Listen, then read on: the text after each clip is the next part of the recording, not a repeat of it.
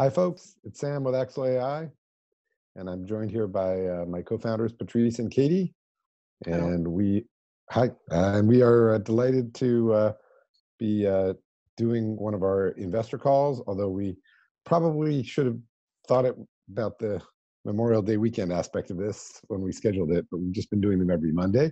Anyway, looks like there's a decent turnout, so thanks for joining us. We're going to wait just another minute or so for people to join, and then dive right in.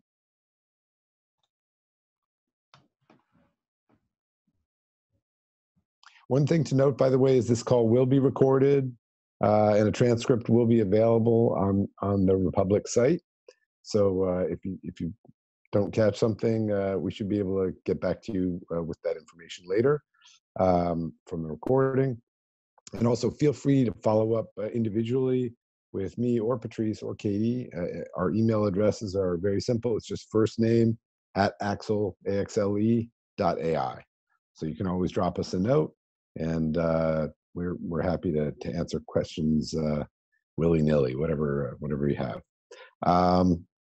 Let's see. With that, I think we should probably dive into the substance of today's call. So again, thanks everyone for joining. What I think we're going to do is talk briefly about kind of the bigger picture.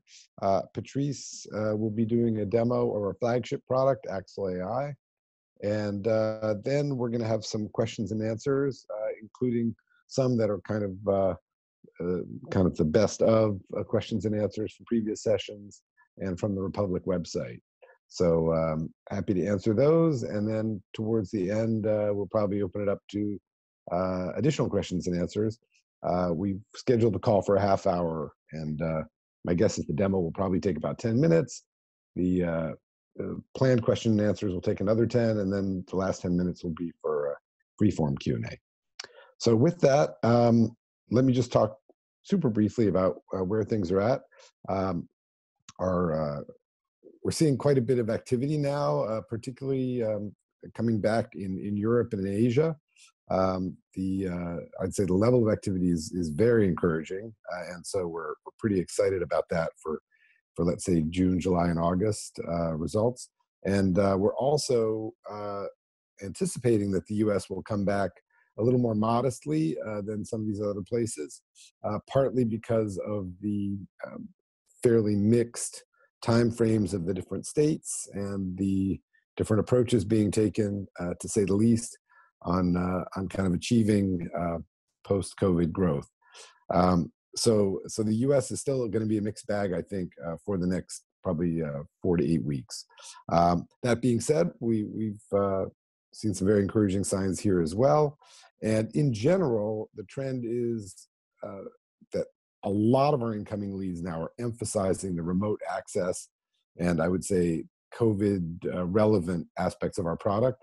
Like if you'd asked us at the beginning of the year how big a deal it was that our software uses a browser and lets people access their media remotely, we would have said, well, that's an interesting feature, but it's not the sort of core value proposition. And ever since COVID, it has become the core value proposition. And I'd say almost every customer conversation we have involves or touches on that ability in some way. So it's good that our software was built that way. It does not require any special client software to be installed on the workstations.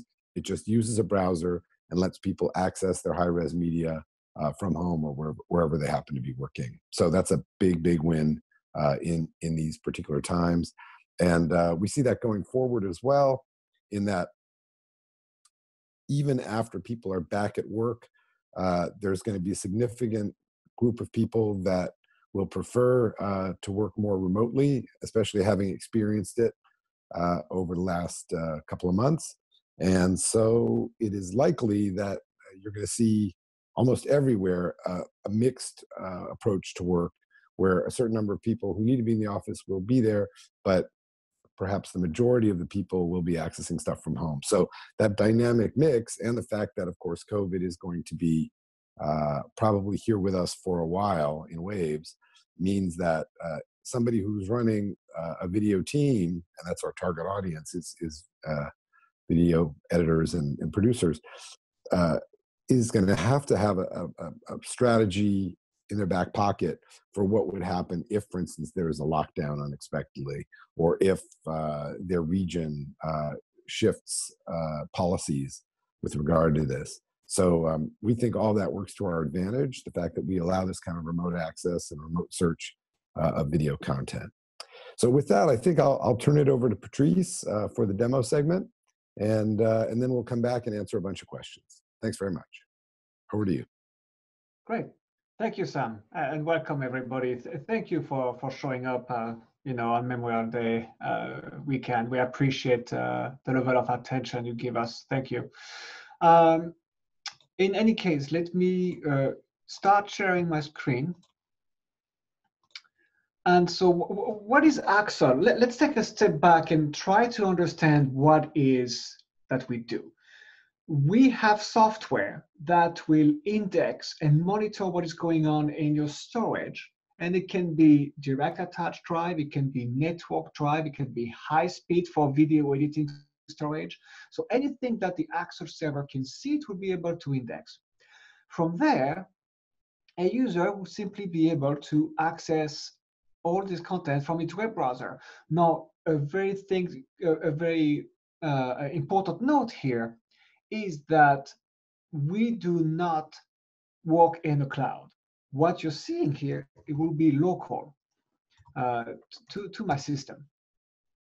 So because video editing is very heavy, it is still required to be local. It cannot be in the cloud because it will be expensive to upload to the cloud, and it will be almost impossible to provide enough bandwidth for the video editors to edit. That's something that may change with the arrival of 5G and more, but at the moment, this is the reality. Now, why do we actually say that we can work remote? That simply because Axel is accessible via the web browser means that you can find means to let other people access it from the web browser outside of your network. And this is where we have seen a picked up of activity with Axel, where they say, okay, now I have half my staff that is out or more of the office, I need them to access it. And let me just access, I'm going to access as the main person here. So once I log in, I will see the content of my drive. And this is a drive that is in the office, and I can see basically the folder structure on the right side here. I can see what the folders are. I can browse to them. I can see the content. We have previews of our videos, including scrubbing through the thumbnail. It can be PDF, it can be pictures, so you name it, we have all of that. And we have the search feature. And let me do a quick search here on everything, just to show you what the system can do. It will take some time because we have about a lot of entries here, but I will have a result of about 889,000 files, roughly. Now let's picture the moment. So now let's put ourselves as a company. Why do they need Axel? Why are they actually looking for solutions like Axel? I have close to 1 million files, and I need to find videos, or I need to find photos. How do I actually find them quickly? Do I need to find somebody that will actually look through all of them? Let's do a quick search, and I will search on, for example, Beck. I perform my search, and it's going through all my files, and you find one file in my whole mix. You find one file, and you will see I have a small icon. Let's actually zoom in a little bit here. I have a small icon next to my thumbnail that will show me a face. It will show me Beck Bennett. So right there, my system is telling me that it found Beck Bennett with the facial recognition tools of Axel AI. So the point of Axel is we index what is going on, and we can use AI tools to tell you what is in your video, what is being said, or who appears in the video. And this is where the power is of Axel. So now, across almost 1 million files, in less than a second, I found a video clip where I do have here, let's actually take a step back, sorry about that. In this video clip now that I'm playing, we have an HTML5 player where I can scrub through the video, I can play the video, and I can also annotate the video here, what we call comments, which will be in a timeline where I can say, for example, host speaking. So this will be comment that the user will post. And on the right side, you have the information about the video. And you have also user-created content or user-created tag, I should say, not content, where I can basically just drop down and say, okay, this is shot in New York for the Saturday Night Live, different tags or SNL. I will, and when it was shot, we have date field. So you can create different type of field and save, and this will become searchable. But the real power of Axel is really the AI bit. And this is why people are looking at us. So remember, I did a search on Beck across 1,000,000 files, and I found this file quickly. If I look underneath the video player on this face tab, you will see that it actually picked up who appears in the video and when. So I know Beck Bennett is appearing here. Every blue area will be Beck Bennett. Outside, you will see it's not Beck Bennett, it's Benedict Cumberbatch. And you have, of course, keywords. So you know what is happening. We have electronics here. It shows me the TVs. So you have also keyword of what kind of object appears in the video. So you can search on cat, you can search on dog, and actually narrow down the footage and B-roll that you have.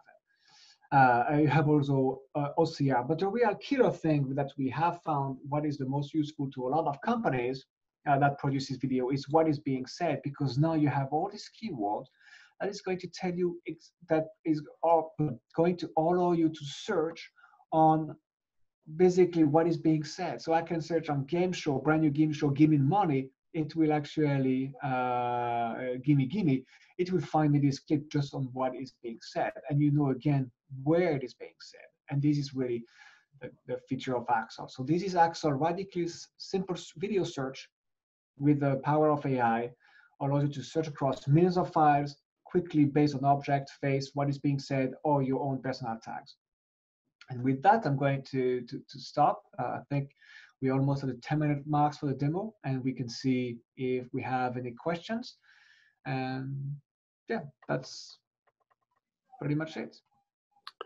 Thanks, Patrice. That's super.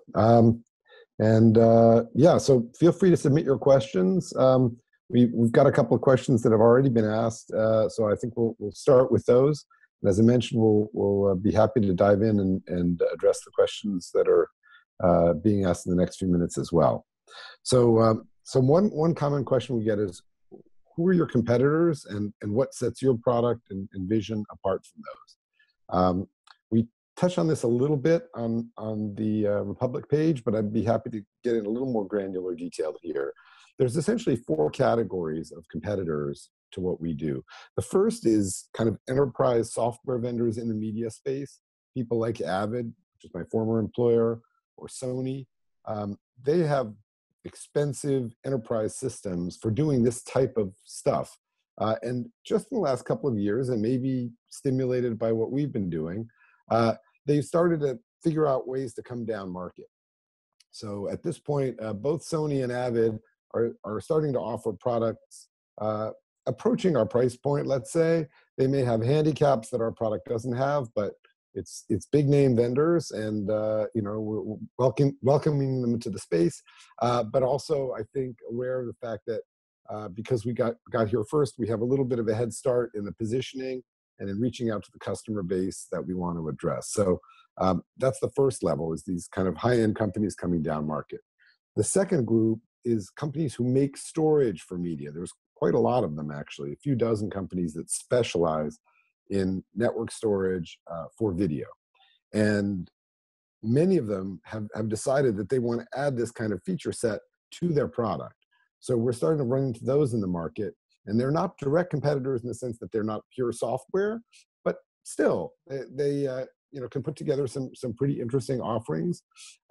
These are people like EditShare, SNS, Facilis. They're not household names, but they're good at what they do. And obviously, our goal is to stay a step ahead of those by being a pure software company with, I would say, a broad solution focus within software. We want to work with all kinds of hardware, not just a particular brand. And that gives us a lot of reach where these hardware companies who are just trying to add a utility can't really go. The third group is companies that are doing AI-driven media ingestion and search. People like Gray Meta or Digital Anarchy or Rev. A lot of times this will include transcription, include some of the face and object recognition type stuff that Patrice was showing you, but they come at it from a very particular point of view. They don't offer, I would say, an affordable browser interface that people can just log into and access the media. They're more along the lines of really enterprise software in many cases, or in the case of Rev, they just do transcription. So we don't have a direct head-to-head competitor there, but again, it's as the space heats up, we expect those vendors to have more and more of a showing. And then the final group is cloud vendors, whether cloud storage or cloud workflow, people like Box, Dropbox, Google. And here it's interesting because it's kind of a frenemy space. We just made a major strategic announcement with Dropbox, so we're going to be partnering closely with them. But it's also the case that other vendors in that space, like say Box or Google Drive, would want to offer similar capabilities. Now, in this case, what's unique about us is that we handle the on-premise portion. So we make a perfect on-ramp to one of these cloud vendors. Well over 90% of the video that's edited is edited locally today.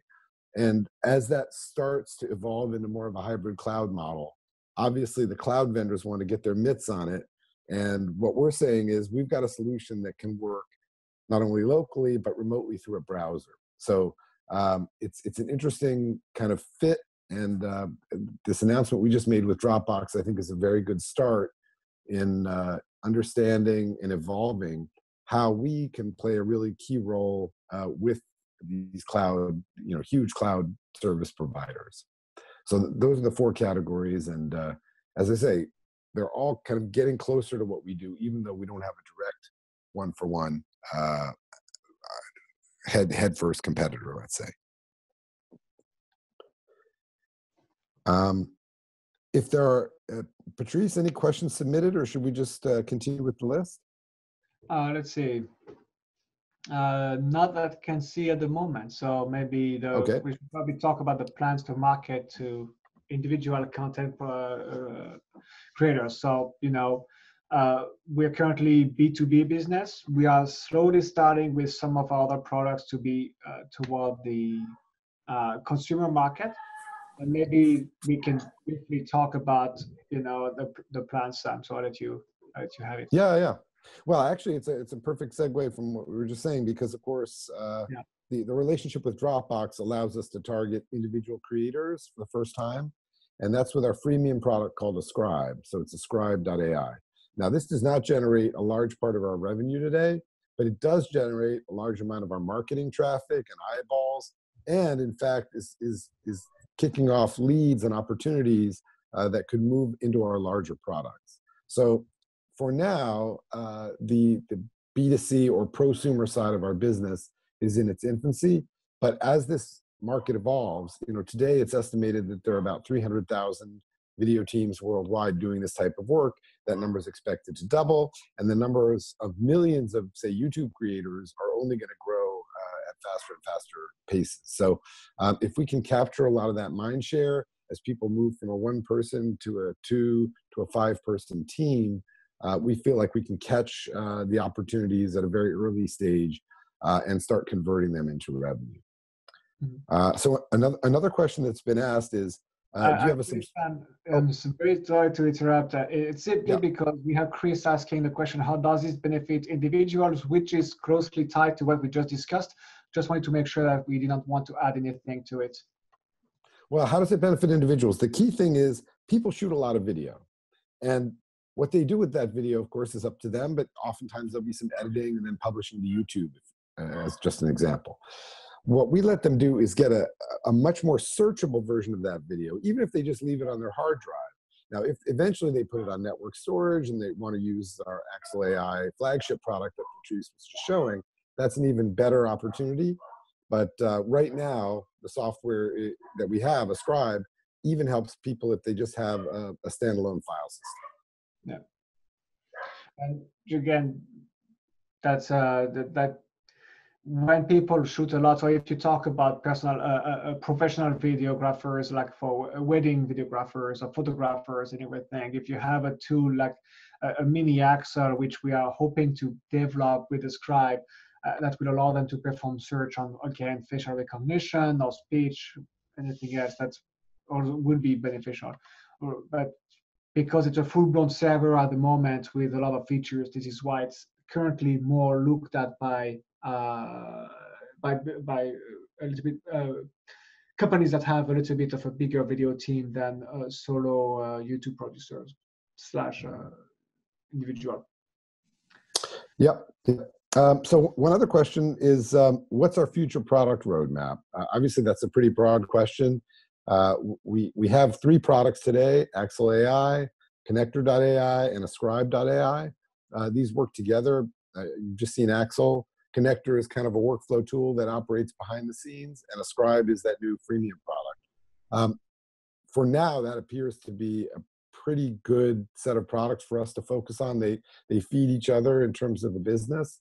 And what we're going to be doing mostly is doing richer and more evolved versions of all 3 products. So we'll have an announcement, for instance, of a major feature enhancement to Axel AI in the next couple of weeks regarding high-end professional workflows. We're always adding new capabilities to Connector.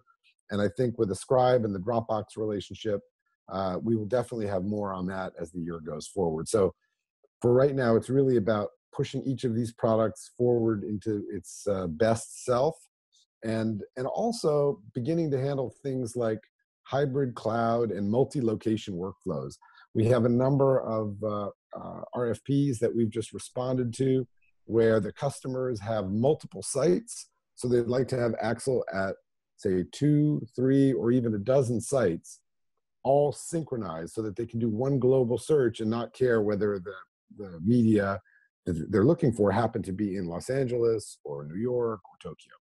And for that to work, it's going to take a little more engineering in terms of how our software synchronizes among instances, and a little more horsepower also in terms of searching very large numbers of media. Patrice's example was with 1 million assets, but we have customers asking us for as many as 20 million assets. And in fact, we're in the middle of one engagement of exactly that scale right now. Thank you, Sam. Chris is asking another question, whether or not it is a monthly subscription-based fee or it is CapEx revenue, and if we have any patent protections. Yeah, so we do offer this both as a one-time and as a monthly OpEx option. The majority of our customers to date have gone with the CapEx or one-time purchase, but we're making the OpEx or SaaS model more attractive over time. So we expect that percentage of our mix will continue to grow. The recurring revenue roughly doubled last year from between 2018 and 2019, and we'd expect further progress on that going forward. In terms of patents, we do not have any patents yet. As a bootstrap company, we didn't really have the luxury, let's say, of applying for patents, but we do have some unique capabilities that we are looking into the patentability of. So the hope is that as we raise a bit more money here, we can start to apply for patents. I will say the core of our defensibility and our go-to-market is about things like ease of use and availability and cost, rather than having some really exclusive moat, if you will, of like, well, we own this thing and nobody else can cross the moat. But it doesn't hurt to have a bit more of a moat, and so we're definitely looking to evolve in that direction. If I may add a couple of things to these questions. First, a subscription model for the Ascribe tool, which we are planning to have. It is a freemium, so people can just download it. There is you subscribe to the service, to the AI service that we are providing, and more specifically the speech text here. We have both models. You have either you buy blocks of minutes, or you subscribe to X minutes per month for the speech, and then the user decide. Frankly, we have 7 people that subscribe, and everybody else, we have over 380 other people that buy blocks of minutes for the transcription. This is the model to prefer because you never know exactly how many minutes you will have, and we are expecting the trends to continue like that. In terms of patent, we everything is open source right now. If you actually simply look at creating a face recognition tool, for example. You will have a lot with OpenCV and other source. Intel is releasing like OpenVINO as an open source. So you have a lot of open source code that will allow you to do that. So it's hard to patent on open source. Now we are trying to find more clever ways to make it work on premise, because you need a strong GPU. So if you go to Facebook or Amazon, all the other folks who are doing, like Microsoft, all these folks who are doing like a lot of facial recognition, they have all the compute of the world with the cloud, because you can actually just start EC2 instances or more, and you have a lot of GPUs, and boom, you get tracking.